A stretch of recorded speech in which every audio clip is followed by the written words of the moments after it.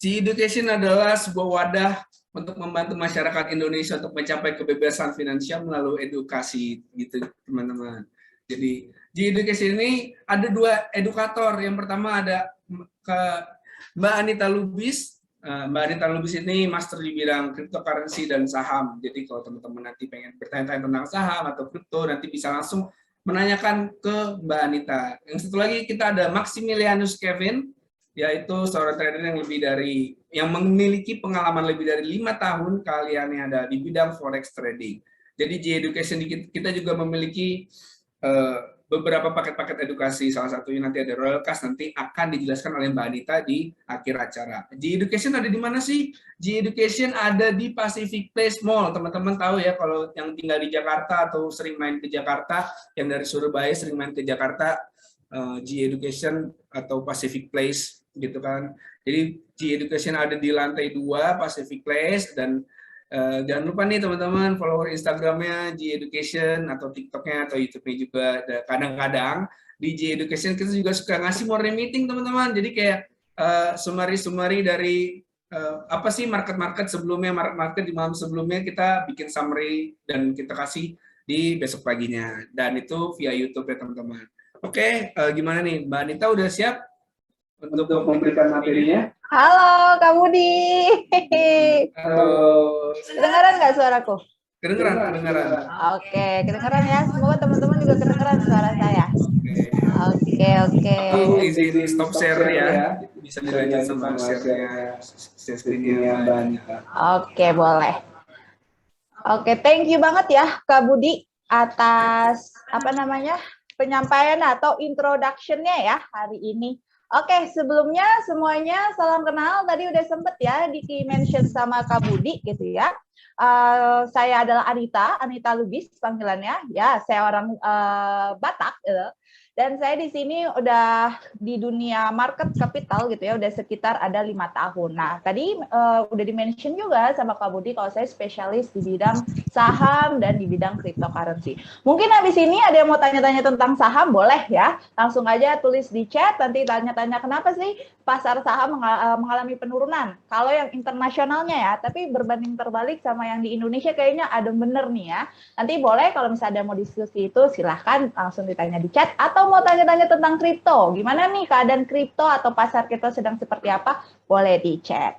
Nah, hari ini kita akan ngebahas webinarnya, yaitu adalah cari peluang ketika sedang bear market atau market sedang mengalami crash. Mungkin tadi udah ditanya ya sama Kak Budi juga, ada yang malah cuan ya ketika lagi bear market seperti ini. Tapi sebelum kita sampai 1 jam ke depan ya, sampai jam 8 malam nanti, sebelum kita ngebahas tentang market itu seperti apa gitu ya, aku nanti mau ngebahas juga apa itu cryptocurrency. Mungkin di sini juga ada teman-teman yang belum tahu nih apa sih itu cryptocurrency gitu. Apa yang membedakan dengan currency atau mata uang lainnya. Nah, aku akan ngejelasin terlebih dahulu tentang teori dari cryptocurrency. Setelah itu, kita akan masuk ke tentang pasar. Kita akan juga baca chart atau baca tren gimana nih, apakah trennya Bitcoin atau trennya kripto lain atau altcoin yang lain ini nih masih bisa naik nggak sih dalam waktu dekat, dan kenapa juga mereka mengalami penurunan. Oke, disclaimer ya, Bapak-bapak, Ibu-ibu, dan GF Friends semuanya, webinar ini itu bukan berupa idea, rekomendasi, atau masukan gitu ya untuk Bapak Ibu, ini hanya bersifat edukasi. Jadi kalau misalnya Bapak Ibu setelah nonton webinar, kata Mbak Anita Bitcoin mau naik abis ini gitu ya, atau kata Anita abis ini Ethereum mau naik, nah itu enggak. Bapak Ibu harus do your own research atau research terlebih dahulu gitu ya untuk mengetahui apakah ya pasar ini sesuai dengan tipe resiko Bapak dan Ibu sekalian. Oke, aku langsung mulai aja ya. Perbedaannya gitu ya dari cryptocurrency itu seperti apa gitu. Nah, kalau ngomongin metode pembayaran tradisional gitu ya, kalau mungkin ada yang pernah transfer ke luar negeri gitu ya. kalau misalnya nih contoh aja Andi mau transfer ke Dono yang misalnya Dono ini ada misalnya di Australia atau misalnya di Eropa gitu ya. Dimana kalau misalnya zaman sekarang mungkin udah agak cepetan ya. Kalau zaman dulu mungkin bapak-bapak, ibu-ibu mau transfer ke luar negeri, anaknya punya di luar negeri atau teman-teman yang punya abang atau kakak di luar negeri gitu ya, harus pakai kode Swift Bank gitu ya, atau bisa pakai Visa dan Mastercard sebagai pihak ketiganya. Jadi antara nih misalnya kita punya BCA, si Andi akan kirim gitu ya, atau pakai uang di banknya dia BCA, terus baru dikasih ke pihak ketiga. Jadi inilah yang membedakan metode pembayaran cryptocurrency dengan metode tradisional. Ada pihak ketiganya. Baru nanti misalnya si Dono di Australia dia pakai banknya misalnya Commonwealth gitu ya. Nah, dari pindahan ketiga sini, pihak ketiga dari Visa dan Mastercard baru dipindah ke Commonwealth. Setelah dari Commonwealth baru bisa Dono ambil atau Dono cairkan. Nah, ini adalah metode pembayaran tradisional yang sering kita gunakan sehari-hari.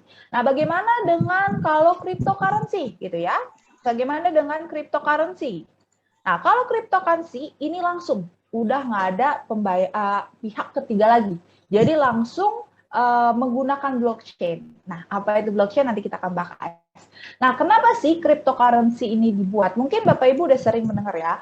Kalau awal dibuatnya kripto, ini sebenarnya untuk mematikan, tanda kutip ya, mematikan uang fiat atau currency fisik ya, kalau kita bahasa Indonesia, uang kertas gitu ya. Karena kenapa? Karena sebenarnya pihak ketiga itu udah terlalu banyak mengambil alih gitu ya, mengambil alih seperti bisa aja mengambil buat mencetak uang baru gitu ya, kayak kemarin nih inflasi itu ya, banyak negara yang mencetak uang baru jadinya inflasi naik, satu negara inflasinya naik gitu ya, dan sebagainya. Nah, cryptocurrency ini terbuat atau dibuat supaya menghilangkan pihak ketiga nih, biar nggak banyak terlalu bertele-tele. Jadi saya mau transfer ke Dono, saya langsung aja transfer melalui blockchain. Nah, apa ini blockchain gitu ya? Kita akan bahas, tapi arti dari cryptocurrency sendiri adalah mata uang digital atau virtual yang dijamin dengan kriptografi yang membuatnya hampir tidak mungkin untuk dipalsukan atau digandakan. Nah, apa ini kriptografi gitu ya? Kriptografi itu gampangnya ada sebuah kode-kode atau password. Mungkin Bapak Ibu kalau buka email gampangnya ya, pasti ada bla bla bla @gmail.com atau anitalubis@gmail.com atau misalnya anitalubis@yahoo.com. Nah, itu adalah terus nanti ada passwordnya lagi, misalnya Anita G Education 2022. Nah, password ini adalah berbentuk seperti kriptografi. Nah, kriptografi ini yang membuat blockchain ini nggak bisa dipalsukan. Nah, kenapa nggak bisa dipalsukan? Nah, kalau misalnya kita ngomongin uang fiat atau uang kertas gitu ya, uang kertas atau uang fiat itu bisa saja dipalsukan. Mungkin zaman dulu setiap lebaran ada yang dikasih uang palsu gitu ya, padahal uang-uang mirip. Tapi kalau di cryptocurrency, ini nggak bisa dipalsukan. Karena kenapa? Karena tadi ada kriptografinya atau ada kodenya, di mana koin-koin ini terlahir dari kode-kode tersebut.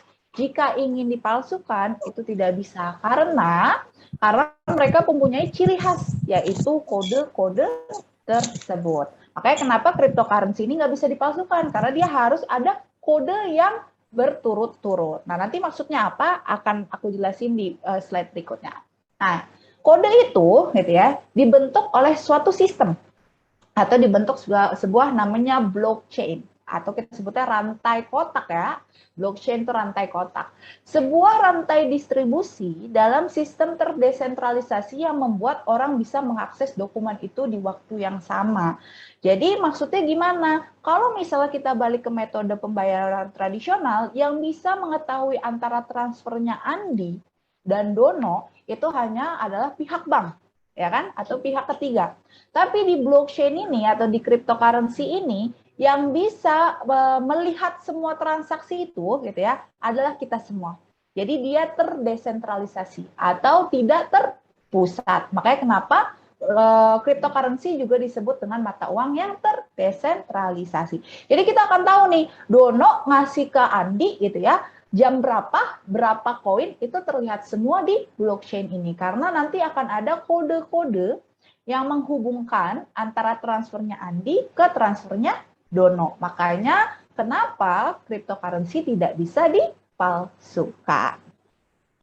Nah, ini contohnya ya. Jadi ini ada sebuah transaksi gitu ya. Bapak Ibu mau kepo nih, siapa aja yang membeli, siapa aja yang menjual, atau siapa aja yang transfer, itu bisa buka di blockchain.com. Bisa lihat di sini gitu ya. Tadi yang saya bilang ada password, kayak password gitu ya, ada berbentuk angka, huruf, dan sebagainya. Nanti ini bisa kelihatan semua berapa yang dia kirim, berapa yang dia transfer, dan berapa yang dia dapatkan. Bisa ngelihat dari blockchain.com.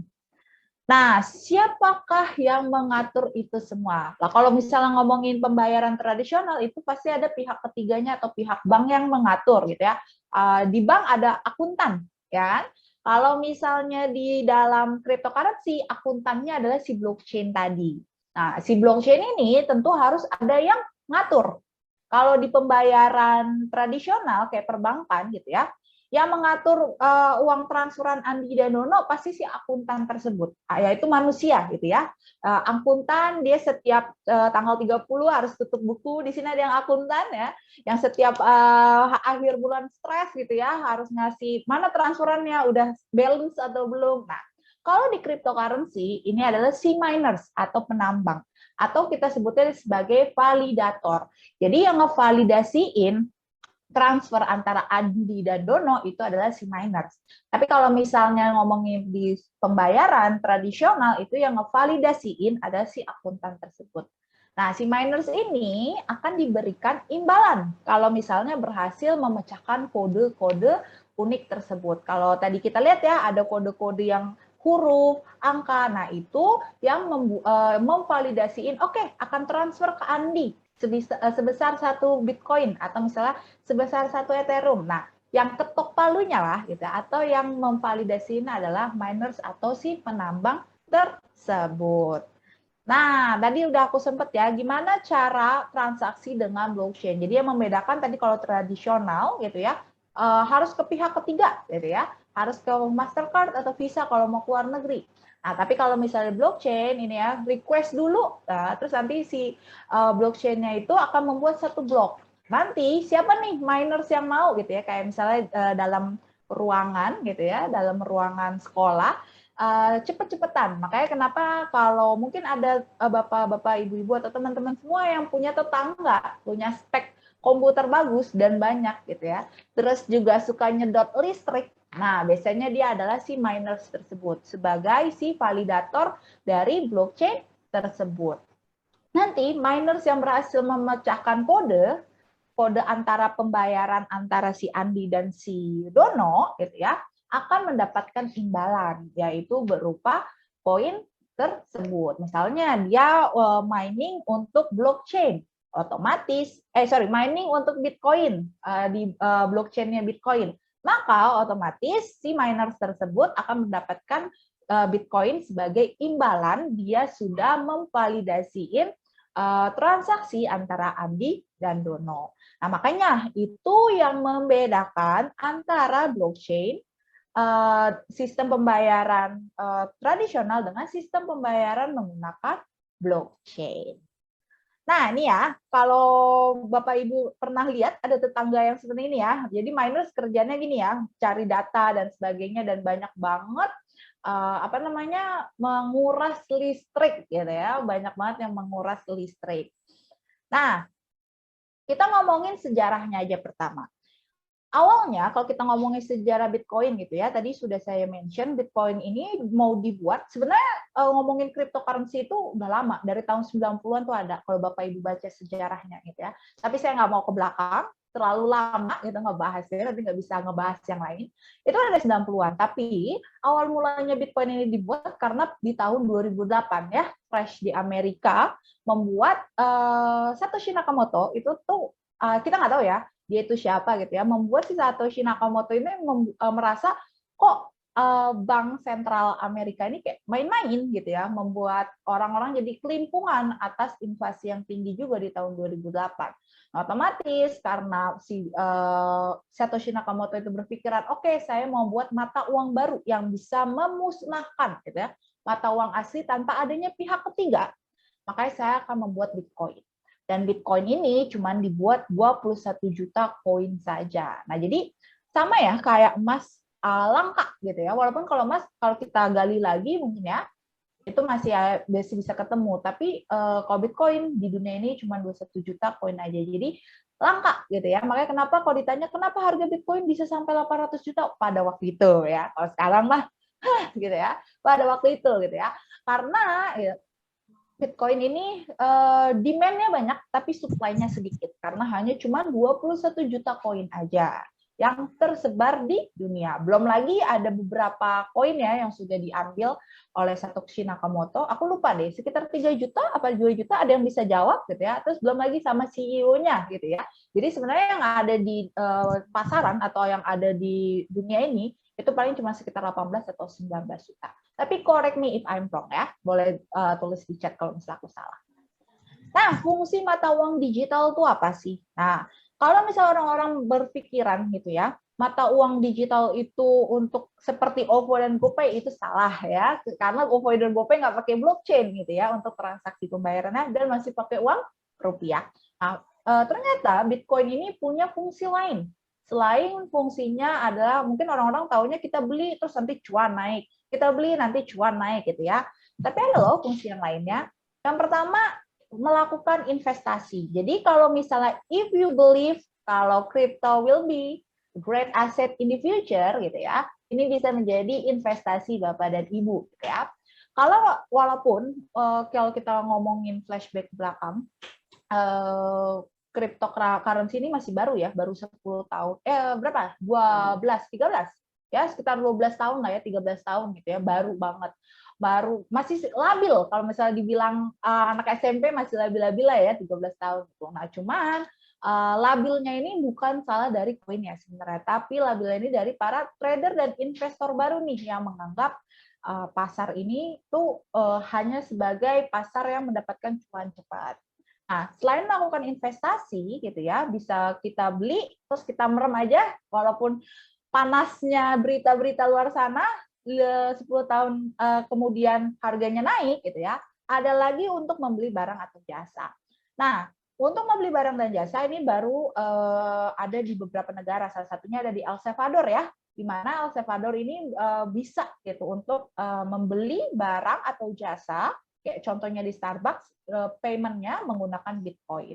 Jadi biasanya mereka menggunakan Bitcoin itu nggak ada fee biaya potong. Kalau kita kan biasanya ada biaya tax dan sebagainya. Nah ini nggak ada untuk khusus di El Salvador. Nah kemarin aku juga sempat melihat di WhatsApp kalau misalnya diisukan gitu ya, Bitcoin ini haram atau apa gitu. Sebenarnya balik lagi ke Bapak dan Ibu. Kalau di Indonesia sendiri diharamkan untuk transaksinya aja, transaksi untuk membeli barang atau jasa. Tapi kalau untuk investasinya itu tidak diharamkan, itu masih dihalalkan. Dan cryptocurrency ini gitu ya masih dijadikan aset komoditas gitu ya. Jadi dia masuknya ke komoditas untuk trading atau investasi jangka panjang sama seperti emas. Nah, tapi kalau untuk membeli barang atau jasa di Indonesia masih belum bisa karena kita masih ada mata uang kita yang utama yaitu rupiah. Nah, itu kenapa makanya di Indonesia ini masih belum bisa menggunakan Bitcoin sebagai transaksi. Walaupun sebenarnya kalau kita lihat-lihat beberapa artis Indonesia udah ada ya yang menjual apartemennya gitu ya. Saya lupa antara siapa tuh waktu itu pernah pakai Bitcoin untuk menjual apartemennya gitu ya. Terus ada beberapa lagi yang menggunakan bisnisnya menggunakan Bitcoin. Cuman sayangnya mungkin kita sebagai masyarakat yang mengikuti peraturan ya, kalau misalnya membeli barang dan jasa masih belum bisa. Tapi kalau misalnya untuk investasi itu masih diperbolehkan. Dan yang ketiga ada mining atau pertambangan. Mungkin ya tadi ya udah saya sempat mention. Jadi selain kita bisa mendapatkan keuntungan dari investasi, gitu ya, kita bisa melakukan mining atau pertambangan. Jadi kalau misalnya Bapak Ibu nih, aduh Mbak Anita saya nggak bisa trading, ngeliat chart saya pusing, tapi saya punya uang banyak, sok atuh silahkan. Kalau mau beli komputer-komputer ini, beli VGA yang bagus, beli spek-spek yang bagus, mau bayar listrik lebih banyak, nah itu silahkan. Nah ini adalah miner. Dan caranya seperti apa? Jujur saya nggak terlalu paham karena bukan di bidang saya miners, tapi udah banyak kok di Indonesia gitu ya. Kalau buka Google gimana cara jadi miners dan sebagainya itu sudah ada. Dan mungkin bisa pakai pihak-pihak ketiga atau misalnya developer dan sebagainya gitu ya. Atau software-software mungkin di luar sana yang membantu Bapak Ibu untuk mining koin gitu ya. Baik itu Bitcoin dan lain-lain sebagainya. Nah, cara basic menganalisa cryptocurrency. Nah, ini untuk pemula ya, Bapak Ibu. Gimana sih caranya untuk menganalisa cryptocurrency? Yang pertama adalah harus lihat dulu apakah koinnya ini masuk ke dalam coin market cap atau listing coin market cap. Tapi ada tapinya. Nggak selamanya koin yang ada di market cap ini bagus, Bapak Ibu. Jadi harus pastikan lagi apakah Bapak Ibu beli koin yang bagus ketika pertama kali gitu ya untuk masuk ke dunia cryptocurrency. Yang kedua, harus tahu dulu foundernya. Jadi kalau misalnya foundernya Bapak Ibu nggak kenal gitu ya, Bapak Ibu nggak paham, masalah saya baru nih Mbak Nita, saya aja nggak tahu nih siapa foundernya Ethereum atau siapa foundernya apa sih foundernya Bitcoin dan sebagainya. Orang kata Mbak Anita foundernya Bitcoin aja nggak diketahui siapa gitu kan. Nah, kalian bisa cari di LinkedIn. Sekarang udah banyak ya, ada Facebook, LinkedIn, kita bisa lihat dari track record-nya. Walaupun mungkin seperti Luna kemarin ya, walaupun si Dokpon itu punya experience yang lumayan, cuman tetap aja ya, balik lagi sama analisa-analisa yang lainnya atau fundamental cryptocurrency lainnya. Next, kita lihat timnya, developernya. Nah, tim developernya ini mantan mana nih, gitu ya? Ataukah mantan mana nih? Mantan dari Bitcoin kah? Mantan dari Ethereum kah? Mantan dari Binance kah? Nah, biasanya kita bisa ngeliat dari developernya dari situ. Kalau kita ngomongin gitu ya, mungkin token-token ada nggak di sini yang pernah nyangkut sekarang ya, masih nyangkut di token-token artis Indonesia, gitu ya. Kalau kita lihat kan developernya aja kita kurang paham ya itu siapa gitu ya. Makanya kenapa kita harus tahu juga developernya. Nah, cara carinya gimana? Itu gampang gitu ya. Bisa langsung ke website tokennya koinnya sendiri atau nanti bisa cari di Coin Market Cap. Nah, kalau kepo sama orangnya siapa bisa langsung cari di LinkedIn. Sekarang banyak ya bisa cari di LinkedIn, Facebook dan sebagainya. Nah, ini yang paling penting, token ekonomi. Jadi kita harus tahu nih, ada berapa jumlah koin yang dicetak atau koin yang dibuat gitu ya. Semakin biasanya sedikit, biasanya akan semakin langka. Dan kalau semakin langka dan misalnya developernya bagus, foundernya bagus, itu biasanya demand-nya akan semakin tinggi. Contohnya aja kayak Bitcoin. Di Bitcoin aja 21 juta ya. 21 juta itu membuat dia nggak pernah berproduksi lagi atau nggak pernah nambah Bitcoin lagi, cuma 21 juta. Nah, ini juga yang membuat Bitcoin menjadi langka. Dan yang terakhir ada allocation. Nah, ini yang paling penting. Kita harus tahu nih, alokasinya berapa persen. Kalau banyakkan ke timnya, berarti itu bisa jadi adalah token atau koin yang apa ya bahasanya shitcoin lah ya, atau token-token gorengan gitu yang cuman mau dapat keuntungannya aja atau dibuat untuk kesenangan para timnya saja atau kesenangan para pemegang sahamnya atau pemegang koin tersebut gitu. Jadi harus dilihat juga token allocation-nya. Tapi kalau kebanyakan masyarakatnya atau misalnya kebanyakan ke kita gitu ya, distribusinya banyakkan ke masyarakatnya, nah itu boleh dipertimbangkan lagi. Jadi itu adalah cara-cara paling mudah, paling basic gitu ya untuk melihat gimana nih saya mau investasi di cryptocurrency. Saya harus ngapain? Jadi yang pertama, Bapak Ibu bisa lihat apakah udah listing di Coin Market Cap. Yang kedua, lihat foundernya, siapa nih foundernya sama developer timnya. Apakah mereka berdua ini mantan dari mana nih? Ada yang mantan dari Binance kah? Bitcoin kah gitu ya, atau misalnya dia udah lama di dunia pasar keuangan gitu ya, misalnya di pasar saham atau di pasar mana gitu ya, itu paling lama kayak gimana gitu ya, itu bisa dijadikan acuan. Dan yang terakhir kita lihat token allocation-nya, seberapa banyak sih ya alokasi yang diberikan. Kalau semakin banyak ke masyarakatnya, berarti kita masih bisa menimbang-nimbang lagi. Tapi kalau misalnya ternyata lebih banyak ke timnya, misal 50% ke timnya, nah itu bisa dipertanyakan. Biasanya mereka cuma mau ngambil advantage-nya aja atau keuntungannya dari token atau koin tersebut. Nah, sekarang gitu ya, kita mau promosi atau intermezzo sekilas. Boleh nih, Kak Budi, kita ada diskon ya, Kak Budi ya? Halo. Suaraku ada nggak? Ada ya? Nah, gimana? Udah dijelasin sama Kak Anita, seru banget nggak penjelasannya Kak Anita? Udah dimengerti kan? Nah, kalau ada orang yang pengen ketemu lagi sama Kak Anita, bisa banget nih belajar di GE Education. Karena di GE Education kita punya super diskon 80%. Program Royal Rookie Class akan kita diskon 80% untuk peserta yang hadir di webinar kali ini. Caranya gimana Kak Budi? Caranya tinggal scan barcode yang ada di sini, habis itu kalian chat Mimin yang ada di sini, karena penawaran ini penawaran terbatas karena periode cuma tanggal 1 sampai 15 Juli aja. Dan pertemuan di kelas ini ada 8 kali pertemuan. Nah, gimana? 8 kali ketemu sama Kak Anita, seru banget pasti kan, bisa nanya-nanya tentang kripto, nanya tentang saham, pokoknya maksimalin deh semuanya. Dan cuma 1 juta aja, dari harga 5 juta loh teman-teman. Jadi tinggal di scan aja barcode-nya, langsung aja, gimana nih? Oke, jadi gitu ya teman-teman ya, kita lagi ada diskon seperti yang Kak Budi bilang, kita diskon 80% dari 5 juta jadi 1 juta, ada 8 kali pertemuan. Nah, apa aja isinya nanti bisa aku jelasin di akhir.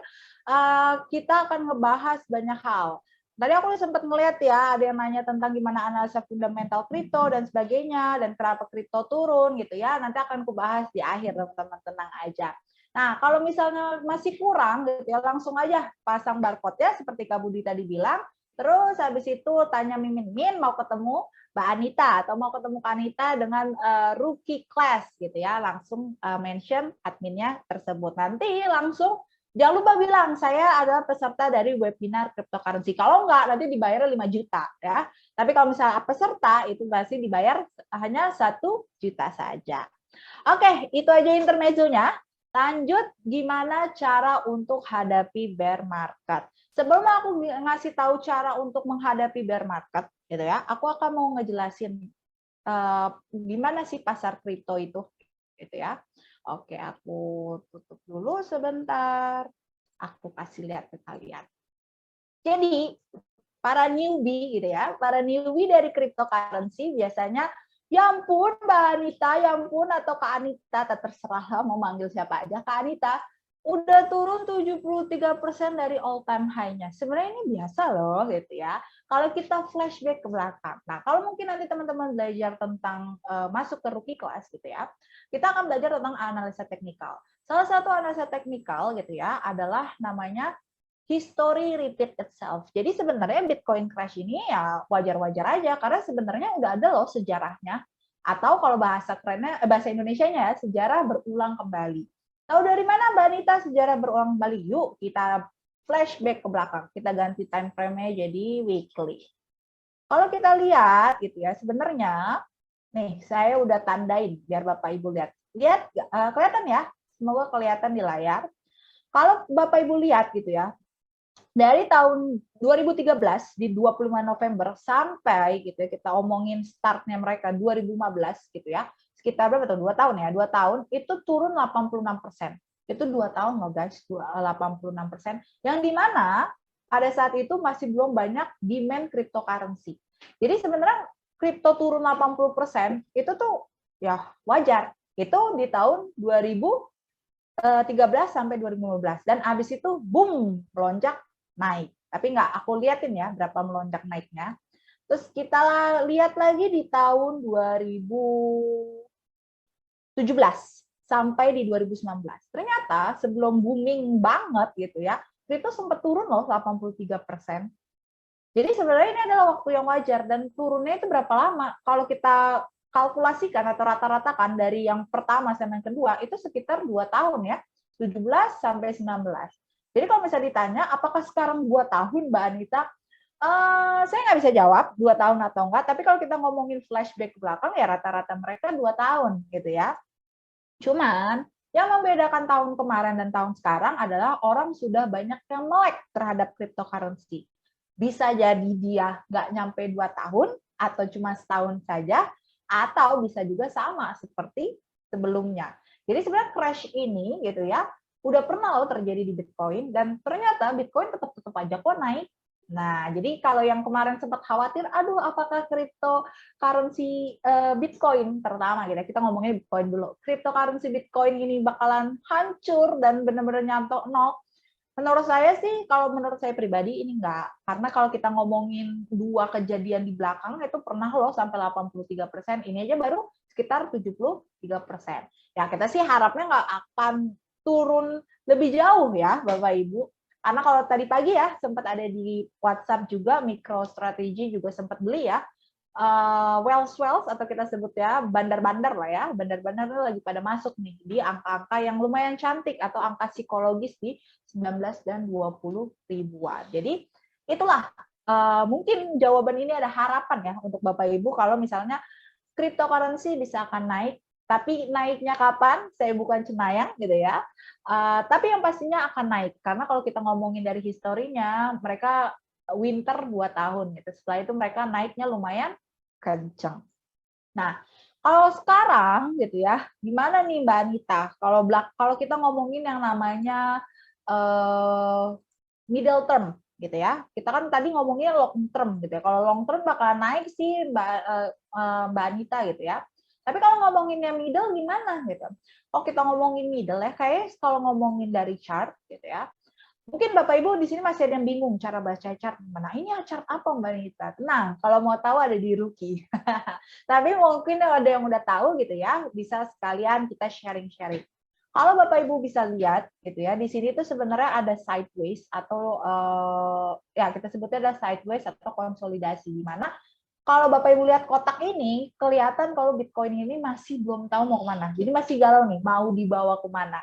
Mau dibawa ke atas atau masih mau dibawa ke bawah? Jadi sebenarnya masih ada area-area sideways yang dimana Bitcoin masih belum menemukan tanda kutip kalau cowok biasanya jati dirinya. Nah, secara teknikal kalau kita lihat untuk daily-nya, ini kemungkinan besar masih melakukan bearish penan di mana apa itu bearish penan? Nanti mungkin bisa cari di Google atau kalau penasaran banget bisa langsung ikut ke Rookie Class ya. Jadi di sini bisa kelihatan bearish penan turun, dia sempat mau naik. Nah, kelihatan ini dia agak jebol ya, dibuat jebol gitu atau garisnya. Kemungkinan bisa jatuh turun di sekitar 17.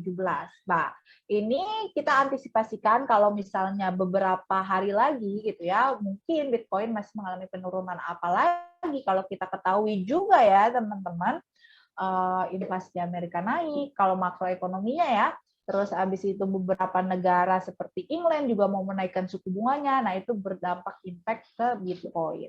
Tapi ini adalah pertanyaan yang paling saya ditanyakan oleh klien-klien kita atau student-student kita. Mbak Anita pernah bilang kalau misalnya Bitcoin ini adalah terdesentralisasi. Tapi kok malah ngikut kalau misalnya market Amerika turun? Kok malah ngikut ketika ada perang Rusia gitu ya? Malah ikutan turun juga gitu. Karena jawabannya adalah Bapak dan Ibu dan teman-teman semua masih menggunakan uang fiat. Gimana apapun yang Bapak Ibu lakukan masih bertransaksi menggunakan currency biasa. Otomatis masih ada fear atau ketakutan Bapak Ibu terhadap gitu ya mata uang tersebut gitu. Jadi aduh inflasi tinggi, ya mau nggak mau saya megang uang aja dulu. Nah, otomatis yang tadinya pindah ke yang pasar-pasar agresif seperti kripto atau kita mention juga saham ya, saham itu pada pindah untuk orang-orang lebih memegang atau menyimpan uang tabungannya. Nah, apakah nanti beberapa tahun lagi kalau misalnya kripto udah banyak demand-nya nggak akan tergerus inflasi? Ya bisa jadi as a theoretical atau secara teori Bitcoin ini kan akan menghalau atau meng-cross gitu ya bahasanya inflasi. Tapi kalau sekarang karena hampir dari keseluruhan kita juga masih megang uang cash, kita masih megang uang mata uang negara kita sendiri, ini juga yang menyebabkan kenapa Bitcoin ikutan turun. Sebenarnya ya koinnya nggak salah, tapi ya kitanya yang salah karena kita ketakutan, kita FOMO gitu. Nah, makanya kenapa pasar juga ikutan mengalami penurunan. Nah, inilah mungkin bisa terjawab ya Bapak Ibu, kenapa Bitcoin gitu ya atau cryptocurrency lainnya juga mengalami penurunan. Nah, karena ini masih FOMO dari para masyarakatnya sendiri, dan kebanyakan orang yang masuk, mungkin dari data atau survei yang pernah saya baca, kebanyakan investor dan trader cryptocurrency itu adalah investor baru atau newbie yang benar-benar nggak ngerti tentang pasar keuangan sebelumnya. Makanya dari itu pentingnya edukasi atau pengetahuan tentang pasar kripto itu sendiri itu menjadi acuan penting untuk Bapak Ibu terjun ke market atau pasar yang volatilitasnya lumayan tinggi seperti cryptocurrency ini. Nah, itu dari Bitcoin ya. Nanti untuk tanya-tanya chart yang lain boleh langsung aja di chat, tapi aku balik lagi ke materi. Oke, balik lagi ke materi. Nah, gimana caranya Mbak Anita? Tenang, kita punya cara kok. Cara yang pertama adalah dollar cost averaging. Mungkin Bapak Ibu ada yang pernah dengar atau ada yang belum pernah dengar. Apa sih itu dollar cost averaging? Dollar cost averaging itu sama aja kita kayak nabung. Kayak sekarang nih, tanpa pedulikan harga pasar berapa gitu ya. Harga mau naik, mau turun, kita aja setiap bulan habis gajian gitu ya, langsung masuk atau deposit lagi atau top up lagi atau beli lagi si Bitcoin tersebut. Dibandingkan kita lamsam. Apa sih itu lamsam, Mbak Nita? Lamsam itu kita punya uang nih, misalnya 100 juta. Kita mau masukin kripto. Udah, langsung masukin aja sekarang. Padahal kita belum tentu tahu kalau misalnya Bitcoin ini bakalan turun harganya atau bakalan naik di kemudian hari. Jadi menurut saya kalau Bapak Ibu atau teman-teman sekalian punya duit 100 juta atau 10 juta, itu mending jangan dimasukin semuanya, tapi berkala. Karena kita nggak tahu harganya bakalan turun atau naik. Nah, kalau Bapak Ibu lihat nih ya, kalau misalnya kita invest 800 gitu ya, dolar sekali gitu ya, kita return-nya adalah 0%. Kalau misalnya harganya bergejolak seperti ini. Tapi dengan dollar cost averaging, misalnya Bapak Ibu beli di 20 dolar, pertama di 10 dolar, 20 dolar, terus turun 7 dolar, dan sebagainya, itu Bapak Ibu bisa mendapatkan return 20%. Jadi rata-ratanya lebih dapat gitu ya, kalau melakukan dollar cost averaging. Ini untuk tipe-tipe orang yang suka investasi jangka panjang, kalau dollar cost averaging. Yang kedua adalah staking. Apa itu staking? Aku nggak akan bahas banyak tentang staking, nanti akan lebih bahas di materi kita atau di rookie class gitu ya. Tapi intinya staking ini adalah menyimpan koin kita di dalam suatu tempat atau di dalam satu wallet. Nah, staking gampangnya itu kayak deposito. Kita naruh uang kita di bank, terus kita dapat bunga. Nah, sama, di staking juga sama. Kita naruh koin kita, nanti ada termnya, 30, 60, 90, tergantung sih, tergantung dari mau staking koin apa gitu ya. Nanti akan dapat bunganya per tahun. Misalnya 5%, 6%, tergantung dari term yang Bapak Ibu ambil sekalian. Nah, ini bisa Bapak Ibu untuk menjadi alokasi atau alternatif supaya, oh Mbak Anita atau Anita saya pusing ngelihat chart, saya pusing ngelihat market turun terus, yaudahlah saya stakingin aja. Selain dapat passive income, bunga gitu ya, kita nggak usah pusing-pusing melihat harga pasar, tetap kok dikasih bunganya. Itu namanya staking. Dan yang terakhir adalah short selling. Yang trading mungkin banyak ya di sini para trader ya yang suka trading. Kalau misalnya di Indonesia kebanyakan adanya namanya spot trading. Jadi kalau kebanyakan beli di bawah, buy, jualnya di atas. Jadi kalau misalnya beli di harga terendah, jual di harga tertinggi. Tapi kalau misalnya satu lagi gitu ya, ini ada namanya short selling. Jadi sell di atas, buy di bawah. Tapi gampangnya adalah kita beli di atas, gitu ya, jualnya di bawah. Kok bisa begitu, Mbak Anita? Pasti ada yang bingung gitu lah.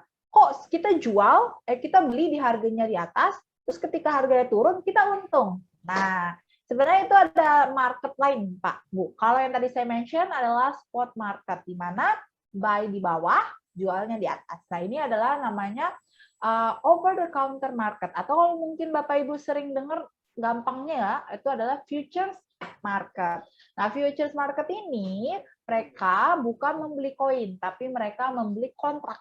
Jadi nanti kalau misalnya di kripto ada namanya perpetual, gitu ya. Terus nanti ada koin BTC apalah, nanti ada kuartal berapa dan sebagainya. Nah, itu adalah kontrak yang kita beli. Jadi kita bukan membeli koin, tapi kita membeli kontrak. Loh, kalau kita membeli kontrak ketika harganya naik, terus kita turun harganya, kok kita bisa untung? Ya, karena yang rugi bukan kita, tapi adalah liquidity provider. Nah, apa itu liquidity provider? Ini panjang lagi ceritanya. Kalau pengen tahu, ada di Rookie Class. Karena kita akan ngebahas tentang apa itu market gitu ya. Jadi mungkin Bapak Ibu taunya market cuma ada spot market gitu, atau sekuritas atau exchange. Tapi sebenarnya ada loh market lain yang bisa membantu kita ketika bearish trend atau harga sedang mengalami penurunan. Jadi bisa melakukan short selling. Oke, lanjut. Nah, ini yang terakhir. The primary difference between a rich person and poor person is how they manage fear. Jadi yang membedakan antara orang kaya dan orang miskin adalah bagaimana dia menangani ketakutannya. Nah, mungkin setelah ini Bapak Ibu sudah terjawab ya ketakutannya. Apakah Bitcoin masih akan turun gitu ya? Mungkin iya, karena kalau kita lihat di belakangnya atau di past-nya, historinya, dia masih mengalami turun kurang lebih 2 tahun. Tetapi gitu ya, setelah winter gitu ya, pasti akan ada yang namanya summer gitu ya. Kalau bisa baca ada cerah kembali atau ada pelangi setelah ada badai gitu ya, dan bisa mengalami kenaikan. Jadi Bapak Ibu bisa pakai teknik yang mana aja. Kalau misalnya oke Mbak Nita saya nggak bisa pakai yang short sell, karena kalau short sell itu lebih beresiko tinggi. Memang, makanya harus belajar dulu kenapa short sell beresiko tinggi. Saya mau dollar cost averaging aja, saya mau tutup mata, so, silakan. Atau yang mau satu lagi, aduh saya staking aja deh, saya nggak punya uang lagi, uang saya semuanya udah di situ. Sok atau silakan juga, biar dapat bunganya ya, dapat 2 interest-nya, satu lagi dapat capital gain-nya. Satu lagi kalau yang agresif gitu ya, orang-orang agresif mau langsung trading menggunakan short selling, sok atuh, tapi perhatikan juga money management sama pengetahuannya, karena kalau misalnya nggak tahu nih, short selling itu bisa menjadi bumerang buat Bapak Ibu sekalian. Oke, ini terakhir Bapak Ibu bisa tanya-tanya, masih saya kasih waktu 3 menit untuk masuk di Q&A gitu ya, sambil Bapak Ibu tanya-tanya di Q&A atau di chat. Bapak Ibu saya izin ya promosi dulu. Oke. Tadi udah dipromosiin ya sama Kak Budi kalau misalnya kita ada yang namanya diskon untuk program kelasnya aja 1 juta. Tapi sebenarnya ini ada lagi benefit yang Bapak Ibu bisa dapatkan kalau misalnya masuk Rookie Class. Jadi kita punya partner di Bapak Ibu. Partner kita namanya Gulf Brokers. Di mana kalau Bapak Ibu deposit 5 juta di partner kita, which is itu bakalan jadi uang Ibu ya, bukan masuk ke kita J Education, Bapak Ibu bisa dapat free class. Nah, kelasnya itu apa? Sama kayak yang tadi ya, 8 kali pertemuan. Terus ada 4 kali dalam seminggu, Senin sampai Kamis gitu ya. Bapak Ibu bisa pilih antara jam 2 siang sampai jam 3 siang atau jam 7 malam sampai jam 8 malam. Fasilitasnya of course ada sertifikat, e-book, sama merchandise. Dan kita punya juga grup pribadi, jadi bisa langsung tanya-tanya. Dan setiap pagi, tadi juga udah di-mention Kak Budi, kita ada namanya morning news atau news update. Jadi nanti kita bakal ngasih tahu nih makroekonomi seperti apa sih belakangan ini. Kenapa minyak lagi enak ya sekarang untuk dibeli? Karena kalau kita ngomongin ya minyak mentah lagi langka banget. Apakah masih bisa untuk kita masuki gitu ya, atau gimana nih pasar saham? Oh, pasar saham lagi mengalami penurunan nih, apakah pindah pasar gitu ya ke pasar komoditas gitu ya. Dan ada bonus deposit 50% dari partner Gulf Broker. Jadi kalau misalnya deposit 5 juta dapat jadi berapa tuh? 7.500.000 ya, 7.500.000 di akunnya Bapak dan Ibu sekalian. Nah, satu lagi yang ngebedain rookie sama profesional, kalau profesional ini lebih banyak analisa teknikalnya. Jadi kalau yang rookie itu lebih terlalu lebih terlalu apa ya, terlalu dasar gitu ya. Tapi kalau yang profesional ini lebih banyak nanti analisa teknikalnya. Nanti kita akan belajar tentang Fibonacci itu seperti apa, gitu ya, Elliott Wave, terus gimana nih cara strateginya pakai dollar cost averaging, jadi di mix semuanya, money managementnya juga kita ajarkan. Nah, ini deposit 7 juta plus gratis edukasinya. Jadi sebenarnya 7 jutanya itu adalah uang ibu sendiri, gitu ya, uang ibu sendiri yang atau uang bapak ibu sendiri yang nggak masuk ke JIA, tapi masuk ke deposit ibu karena iya terus kita apa? bareng Gulf Broker. Dan yang terakhir ada VIP class. Nah, kalau VIP class keuntungannya adalah kita punya konsultan atau kita punya retention gitu ya. Jadi kalau misalnya Bapak Ibu mau bingung, nggak ngerti apa-apa, itu ada retention khusus.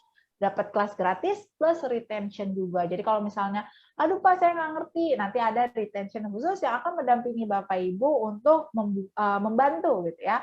Gimana nih keadaan pasar, terus gimana cara untuk membuka lot yang baik dan sebagainya. Ini khusus VIP class di harga 56 juta. Tapi balik lagi, kelas yang kita berikan ini semuanya akan masuk ke akun Bapak Ibu. Jadi nggak akan masuk ke GA Education. Dan kita adalah perusahaan yang memiliki partner gitu ya, partner yang namanya adalah Gulf Broker. Oke, promosi saya sampai situ aja. Mungkin kalau ada yang tertarik bisa langsung aja di chat adminnya gitu ya. Di barcode yang tadi mungkin boleh aku flashback dulu ya ke barcode yang tadi. Oke, kelewatan. Nah, ini bisa langsung di chat ke adminnya saja. Oke, Kak Budi, gimana nih? Pertanyaannya sudah banyak. Nah, halo teman-teman. Nah, ini pertanyaannya udah banyak banget nih teman-teman. Nah, mau dibacain salah satu atau ada pertanyaan dari grup nih, Kak Anita. Kemarin kan kita bikin grup, kita ada salah satu orang yang bertanya lewat grup, kita coba kasih bacain dulu ya. Mana ya? Oke. Selamat malam, kenalin aku Ashar dari Malang. Baru banget Februari kemarin kenal dan main kripto.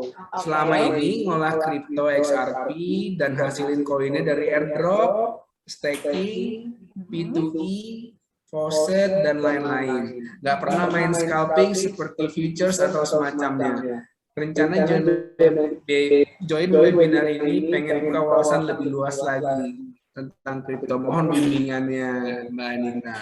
Oke, gimana nih ya? Tadi mungkin semoga udah tercerahkan ya Pak ya, karena kalau misalnya Bapak kayaknya udah tadi Bapak ya?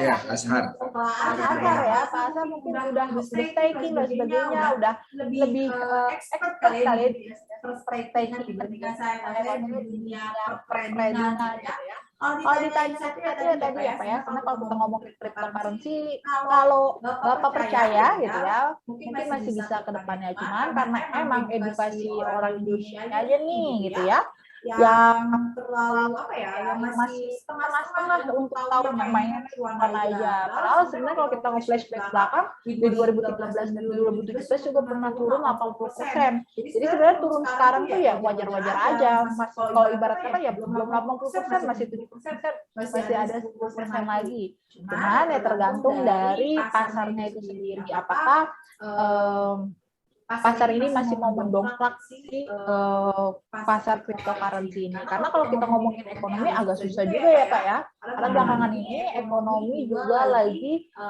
rendah, lagi krisis ya, ngomongin Amerika inflasi gitu sampai 8,4 ya persen. Terus iklan juga sampai 9,1 kalau nggak salah ya. Dan diprediksi sampai 11%, itu kan lumayan tinggi ya Bapak. Jadi ya kalau untuk mungkin di tahun-tahun segini mengalami penurunan. Cuman salah satu juga ya analis juga mengatakan kalau misalnya ada kemungkinan lah gitu ya di akhir tahun ini ya 2022 kalau misalnya cryptocurrency juga akan kembali naik. Dan kalau kita tahu juga ya biasanya setiap pasar setiap akhir tahun itu akan naik. Kalau pernah dengar Santa Claus lagi, itu di pasar saham sih. Cuman biasanya nggak hanya pasar saham yang kena impact-nya, tapi pasar-pasar kripto juga ikutan kena impact di bulan-bulan November, Desember gitu ya. Semoga vibes itu bisa membuat si pasar kripto ini bergairah lagi atau bisa naik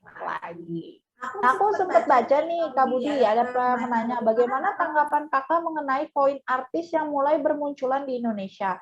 Perlukah kita berinvestasi dan trading di koin tersebut? Tentunya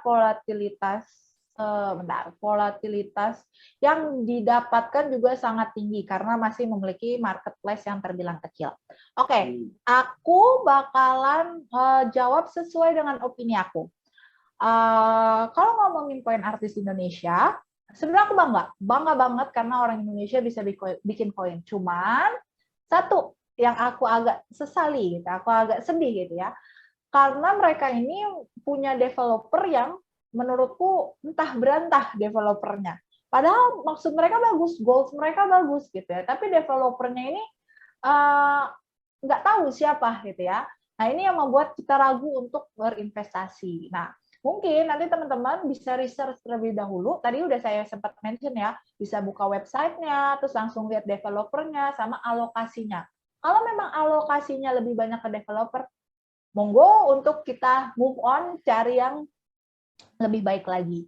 Dan ini juga opini saya gitu ya, karena ekonomi juga lagi kurang bagus, mungkin yang baru-baru atau newbie gitu ya, itu bisa membeli koin-koin yang fundamentalnya bagus-bagus, atau kalau bahasanya yang big cap lah gitu ya, yang bagus-bagus, mungkin seperti Bitcoin, Ethereum yang memang gitu ya, memang punya masa depan yang lebih baik gitu ya, dibandingkan koin-koin yang kita belum tahu nih, cuman hype semata, terus habis itu keikutan gitu kita ya, mau bertanya di kolom chat nih Kak, please. Gitu. Jadi itu lebih baik untuk tidak tidak membeli koin-koin yang kita sebutnya machine ya, atau shitcoin. Lebih baik untuk sekarang atau newbie amannya seperti tersebut. Oke.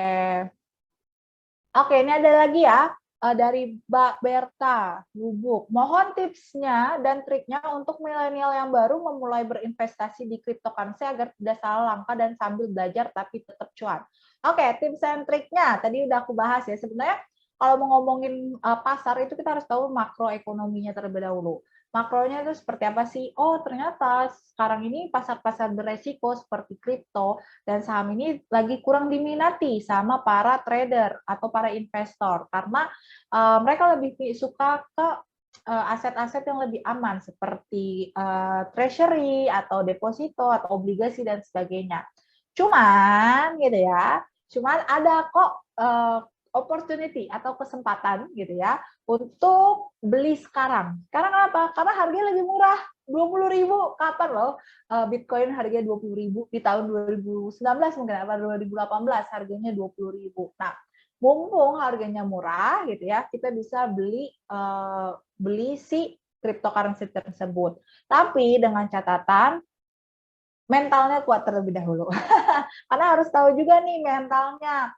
Karena kalau misalnya mentalnya udah kuat, terus udah paham juga tentang cryptocurrency seperti apa gitu ya, pernah 2 kali ada history turun 80%, apakah nanti kalau misalnya 5 tahun lagi atau 10 tahun lagi turun 80% masih kuat mentalnya, sok atuh bisa langsung cari-cari atau analisa sendiri. Dan analisa tadi udah sempat saya mention, paling gampang adalah bisa pertama cari di CoinMarketCap, cari foundernya gitu ya. Siapa foundernya kita bisa lihat, bisa cek di LinkedIn kalau ngestok gitu ya. Jangan hanya mantan doang nih yang gercep jempolnya, tapi bisa langsung foundernya juga kita gercep. Siapakah Vladimir Putin, siapakah founder Bitcoin dan sebagainya. Jadi kita harus tahu juga. Terus habis itu alokasinya, kemana aja alokasinya, apakah kebanyakan ke developer gitu ya. Dan yang terakhir gitu ya, kita harus lihat juga nih, apakah gitu ya koin yang kita beli gitu ya sesuai sama yang kita inginkan untuk masa depan. Dengan cara kita tahu nih, oh mental kita cocok untuk di koin tersebut. Dengan cara apa sebenarnya? Dengan cara bisa melihat grafik ya. Cuman grafik itu harus dipelajari juga sih Bapak Ibu. Ada support, ada resisten dan sebagainya. Nah, cuman bisa dilihat aja sekilas. Oh, saya buka trading view. Oh, volatilitasnya tinggi. Waduh, nggak deh, saya nggak kuat. Turunnya bisa 70%, saya skip. Itu boleh-boleh. Oh, sah-sah aja gitu ya. Itu kalau jawaban saya tentang tips dan triknya. Oke. Kak Budi, gimana nih? Nah, ini kita buatin berapa lagi nih? Oke, satu lagi deh, soalnya udah jam 8 ini. Oh, boleh. Ini aku yang dilihat sama aku aja boleh? Boleh. Apa? Dari Eric Simon nih. Selamat malam, Bapak Ibu. Kolom chat dong, kita mau bertanya di kolom chat nih Kak, please. Banget bukain dong Kak. Terutama untuk pemula supaya bisa konsisten invest atau trading di market saham dan kripto saat market sedang downtrend dan juga isu inflasi yang sedang tinggi-tingginya. Oke, psikologinya ya. Oke, psikologinya itu tadi dengan Mbak siapa? Kak, buka kolom. Erik. Oh, Pak Erik ya. Pak Erik, kalau ditanya psikologinya seperti apa? Meditasi, Pak. Nggak deh, saya bercanda. Bapak harus mengetahui juga nih gimana. Mungkin tadi habis webinar ini Bapak udah tahu, oh ternyata cryptocurrency seliar itu. Oh, cryptocurrency pernah turun sampai 80%. Nah, sampai setelah webinar ini selesai, Bapak tanyakan ke diri Bapak, apakah Bapak orangnya seperti tipe konservatif atau Bapak orangnya agresif? Kalau misalnya nih, kira-kira Bapak top up atau deposit atau beli 10 juta, hilang 2 juta, masih bisa nggak nanti malam tidur gitu ya? Kalau nggak bisa mungkin gitu ya, mungkin Bapak dan Ibu Pak Erik gitu ya bisa tarik dulu duitnya gitu ya, atau misalnya bisa nggak masuk ke pasar kripto terlebih dahulu. Cuman kalau bisa tanya psikologinya seperti apa gitu ya, psikologinya yang pasti jangan FOMO sih Pak, lebih banyak ke analisa fundamental maupun teknikalnya. Karena kita tahu nggak hanya kripto, ini kan sama aja kita berbisnis ya Bapak Ibu ya. Kalau kita buka bisnis kopi atau kita buka bisnis pakaian rumah, itu pasti juga ada ruginya dong. Sama juga sebenarnya di cryptocurrency ini juga sama, kita berbisnis. Kita bisnisnya barangnya adalah koin. Jadi kalau misalnya demand-nya lagi naik gitu ya, bisa oke. Tapi kalau misalnya demand-nya lagi turun juga kita bisa boncos juga. Jadi cryptocurrency itu sama aja kayak kita berbisnis. Buka kolom chat dong, kita mau bertanya di kolom. Terakhir, ada yang mau ditambah lagi apa ada satu lagi nih? Apa aku yang milih nih terakhir? Boleh deh, terakhir ya. Sebelumnya terima kasih ke Anita atas pematerinya. Perkenalkan, nama saya Zidan Maulana dari Bandung. Izin bertanya Kak, saya masih tergolong baru dalam dunia cryptocurrency ini. Dan setelah baca sana sini dan ikut seminar ini itu, saya kenal dengan istilah bull market dan bear market.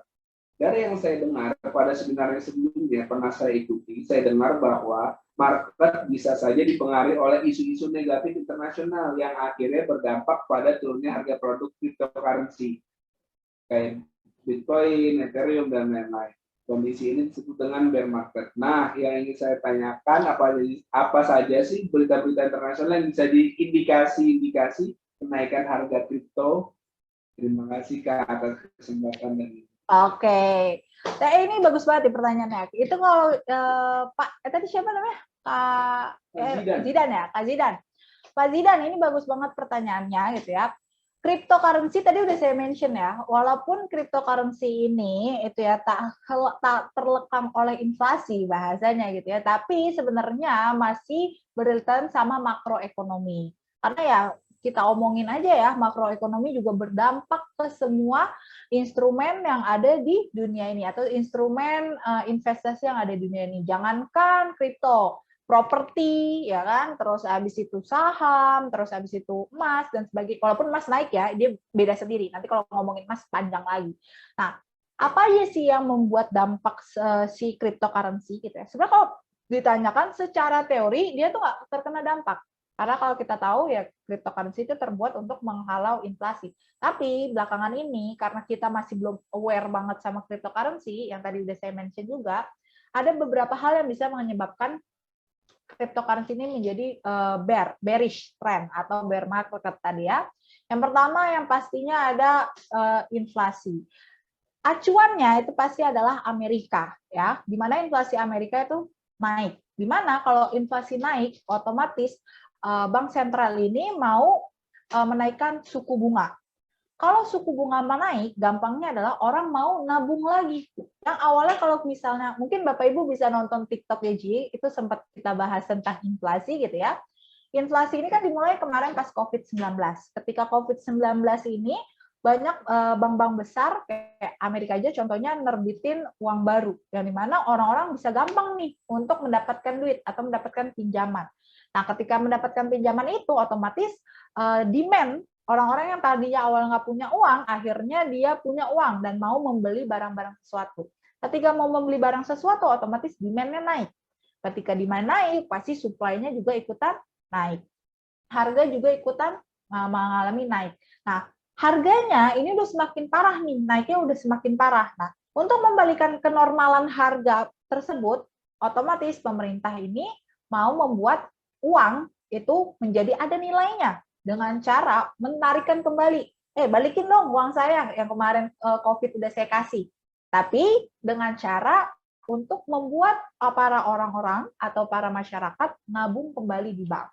Ketika nabung kembali ke bank, gitu ya, otomatis ya saya nggak mau dong naruh di bank, saya mau masuknya kripto aja bisa hasilnya saya 100%. Intinya kayak gitu. Oh, enggak, gitu ya. Kalau kamu nabung di bank, kamu akan dapat bunga sekian. Kalau kamu dapat bunganya tinggi, gitu ya, ini aman kok. Coba kalau kripto, kamu sehari bisa turun 70%. Intinya misalnya seperti itu. Maka otomatis orang-orang atau investor yang besar biasanya itu akan berbalik arah pindah ke menabung ke bank dengan bunga yang tinggi. Nah, ketika orang-orang investor besar sekalian ngebantu perekonomian gitu ya, otomatis bandar-bandarnya akan mengalami kejatuhan atau harga-harga di pasar saham maupun di pasar kripto juga akan berjatuhan karena banyak yang take profit atau banyak yang selling gitu ya. Ketika banyak yang selling pindah ke dalam membeli suku bunga dengan mendapatkan bunga yang tinggi gitu ya, maka otomatis market kripto mengalami penurunan. Yang kedua, itu juga terkait Rusia dan Ukraina. Kalau kita ngomongin Rusia Ukraina gitu ya, itu juga akan berdampak kepada si cryptocurrency. Kenapa? Karena orang-orang pada takut, oh akan ada perang. Oh, negara kita aman nggak? Maka mereka mengambil uangnya dari market-market tersebut supaya mereka bisa mendapatkan cash. Jadi kalau belakangan ini mungkin pada sering dengar cash is king. Jadi orang-orang banyak yang mengambil cash untuk menyelamatkan kehidupan mereka atau takut ada COVID baru lagi. Jadi banyak yang memegang cash supaya mereka aman di kemudian harinya. Jadi kalau misalnya kripto lebih banyak ke makroekonominya. Terus dampak dari China juga ya sempat masih lockdown walaupun dikurangin ya lockdownnya gitu ya, tapi tetap menghambat juga karena orang-orang tuh takut gitu. Jadi kalau cryptocurrency masih terpengaruh sama yang namanya makroekonomi. Dan kalau ngomongin korelasinya, sebenarnya kripto ini masih korelasinya masih sama saham Amerika, S&P 500. Jadi ada kalau nanti kita belajar ya, itu nanti ada korelasi antara si S&P 500 dan cryptocurrency itu sendiri. Nah, semoga itu jawabannya membantu ya. Jadi kripto masih dipengaruhi sama makroekonomi dari negara tersebut. Oke. Jadi kalau teman-teman masih ada yang pengen ngobrol lagi sama Mbak Anita, masih pengen ketemu lagi sama Mbak Anita, langsung aja ikut Rookie Class super diskon 80%. Gimana caranya? Tinggal scan aja barcode yang ada di sini, DM hubungin adminnya. Min, saya mau ketemu Mbak Anita lagi dong, pengen ketemu lagi 8 pertemuan di Rookie Class. Oke, mungkin habis ini kita akhirin aja webinar kali ini. Terima kasih, mohon maaf apabila saya memiliki kesalahan kata atau kesalahan ucap. Oke. Dan Mbak Rita. Oke, terima kasih ya teman-teman udah datang ke webinar hari ini. Balik lagi, jangan lupa tanya-tanya admin ya. Kalau mau ketemu saya lagi, saya harap kita bisa ketemu lagi di kelas Rookie Class atau di event berikutnya. Jangan takut kalau misalnya mau masuk ke pasar kripto, pelajari dulu edukasi yang benar dulu, baru deh bisa terjun di investasi kripto. Dari saya sekian. Selamat malam dan selamat beristirahat Bapak dan Ibu dan teman-teman semua.